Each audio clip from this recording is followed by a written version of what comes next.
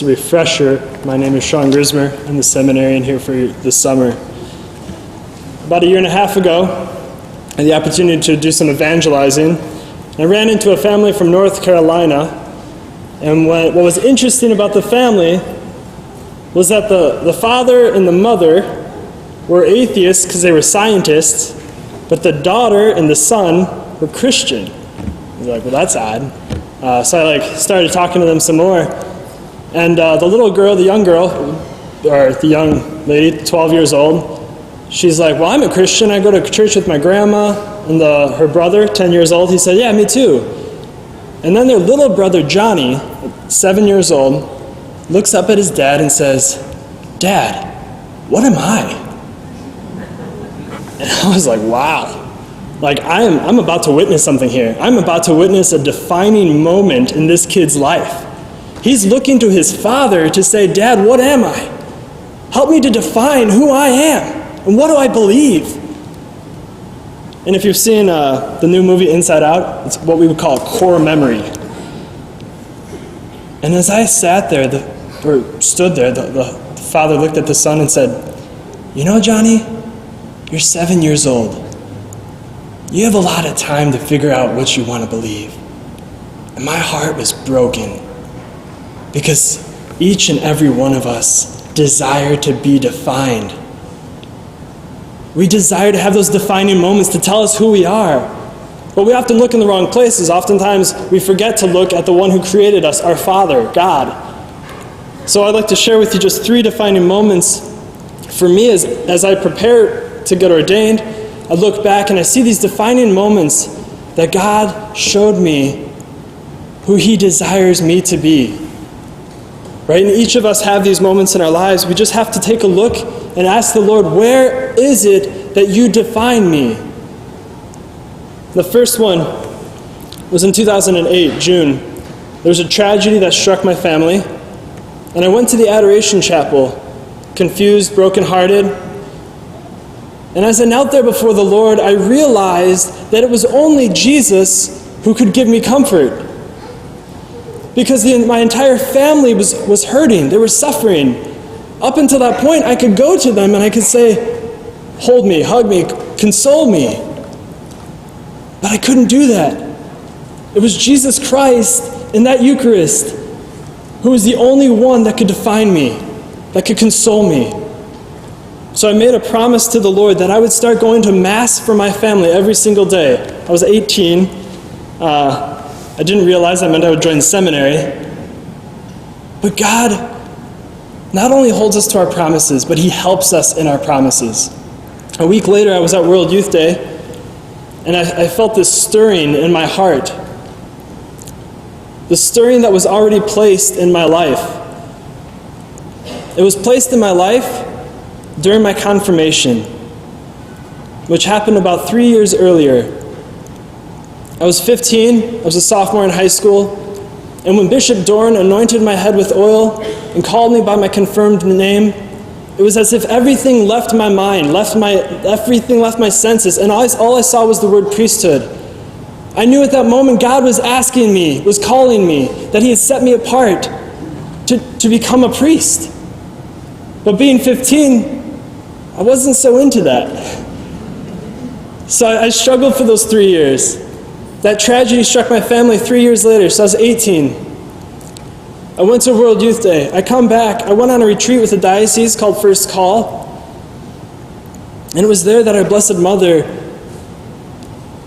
revealed to me that no matter how much suffering we go through, no matter how scared we are because we don't know the outcome, because we're afraid of the unknown, whatever that may be, she endured it all. And she loves us. And every cross that we bear, she stands at the foot. And just as she stood at the foot of the cross of her Son, she stands at our cross. And she consoles us. And she teaches us how to endure that suffering. And when she showed this to me, And as I was praying the rosary, I was like, Mary, I can't do this. If God has called me to be a priest, I can't do it. She said, when you are suffering, I will be with you. I will console you in your sorrow. About a week later, so at this point I was really confused. A week later I worked at JCPenney's. I worked in the jewelry store, which is great money. It was August 4th, 2008. If you know the feast days of the saints, it's the feast day of St. John Vianney, the patron saint of priests. I was working a full 12-hour shift, and I was talking to a seminarian at the time, and he said, pray to our Blessed Mother. Pray to St. John Vianney. Ask them to give you a sign of what you're supposed to do. So I prayed my rosary. If you look at the security camera that day, it's like this guy just going in circles, praying my rosary over and over and over again. Because I wanted an answer. I wanted God to define me.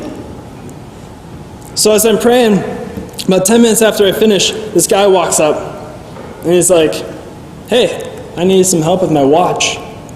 But he had just been in the day before. He just bought the watch. So I went over to the watch station, and he's like, my battery died. Can you fix it? So he's flipping the battery out. And he says, hey, Sean. I had my name tag on, so he knew who I was. He's like, what church do you go to? I was like, that's weird. Who asks that question? And I said, well, I go to St. Rita of Cash and Aurora. He's like, great. And I said, what church do you go to? He wasn't Catholic. He was into some evangelical Protestant church on the east side. And then he goes, hey, just remember that God is the most important thing in our life. And I was like, wow, yeah, you're right. And then he goes, hey, what college are you going to? Right? So I hadn't even made up my mind to join seminary, and I was in the process, and this man is standing there asking me what college I'm going to, and I'm thinking, tell him community college, tell him community college. I'm like, I'm thinking about going to seminary. I'm like, no, that's not what I want to say. And he goes, wow, that's awesome. What's the end result? Or I said, how long is it? I said, 8 years. He's like, that's incredible. You go in, you learn about God, you come out a better man, even if you don't make it all 8 years. He's like, yeah, this guy's got some sense to him. And then he said, what's the end result? And I said, it's the Catholic priesthood. And he deadpans me in the face and says, why don't you do it? What's stopping you? What are you afraid of? And that struck me to the heart. Because I heard in those 3 questions, I heard God asking me, why don't you trust me? If I'm trying to define you, if I'm trying to help you, if I'm trying to show you the way to heaven, why don't you trust me? Right in Jeremiah, he says, I have plans for you, plans for welfare and not for woe. We often think like, oh, well, I have to do it on my own. I met a young lady one time, and I was asking her what she's going to do in life. And I'm like, well, why don't you pray about it? And she's like, well, I think God wants me to figure it out. No, God doesn't want you to figure it out. He wants to help you figure it out. He created you. He defines you. And he desires to show you. So this man who just asked me, and I'm like, okay, yeah, all right, I'll join seminary. So I'm telling this guy, like, okay, I'm going to do it. I'm like, he's like, Sean, you've been such a blessing in my life. I can't tell you. I'm going to go back to my wife and share with her how much of a blessing you are. I'm like, I don't even know your name. He goes, my name's Abraham. What? I was shocked. So he walks out, and I was like, wow, that was good. All right. Like, you ask for a sign, and you're going to get it. God says you ask, you shall receive. But I have a little stubbornness, so I was like, okay, Lord, that was good. But I'm still struggling. My heart is not yet completely given over to you. So as he walked out, another man walked in, very well-dressed black man. He wants to see the gold section. I take him over to the gold section, showing him a bracelet, and he says, hey, what college are you going to? So I told him I'm thinking about going to a seminary. And he goes, that's fantastic. I'm a Baptist preacher over on the east side. And I was like, of course you are. I can get better than this. he told me he'd pray for me. He walked out. The last visitor, 3 visitors, first one being Abraham, no coincidence there. The last visitor was a couple. They wanted to see the diamond section. I'm showing them the diamonds, and they look up at me, and they had been walking through the store, so they had overheard some of these conversations. And they say, we heard your conversations. We heard that you're a son of God, and we just want to let you know that we think that God has something very special for you. And we just want to let you know that we're going to be praying for you every single day. And we're going to take your name and put it on our prayer list, and we're going to pray for you. And your community is going to pray for you. I was like, wow, that's a lot of prayers. And I said, thank you. And I was dumbfounded. God was trying to get into me. He was trying to show me something. He was trying to define me. I wasn't letting him.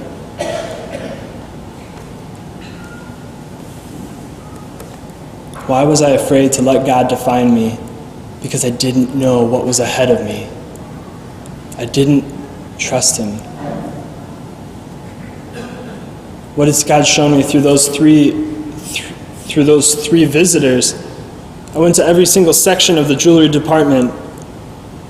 I held the most precious things that this world can offer. Diamonds, a woman's best friend. Diamonds are forever. And God was saying, Sean, you're holding the most beautiful things that this world can offer, but I want you to hold something even more precious. I want you one day to hold my body, to consecrate me on the altar, and give me as food to my children, so that I can define them. God desires to define you. He desires to define me through this very Eucharist. There is nothing more precious in this world that this world can offer that will define who you are. You can search through all the cars, through all the houses, through all the money of the world, but there will be nothing that can define us more than where you are this evening, at this table, at this altar. When you receive him, he who created you, you are defined as his children, as his son, as his daughter, no matter how old you are. The psalmist says, to be near God is my happiness. To be near God is my happiness. So my prayer for each and every one of us is that we look to God to be defined. That we no longer look for definition in this world, but we look for definition in our Father's eyes. So that as a child in his Father's arms, so may we be to God. That we can be held by him, protected by him, and unafraid of what may come before us. And so we thank God for his fatherhood. We thank God for letting us be his children and letting us be defined by him.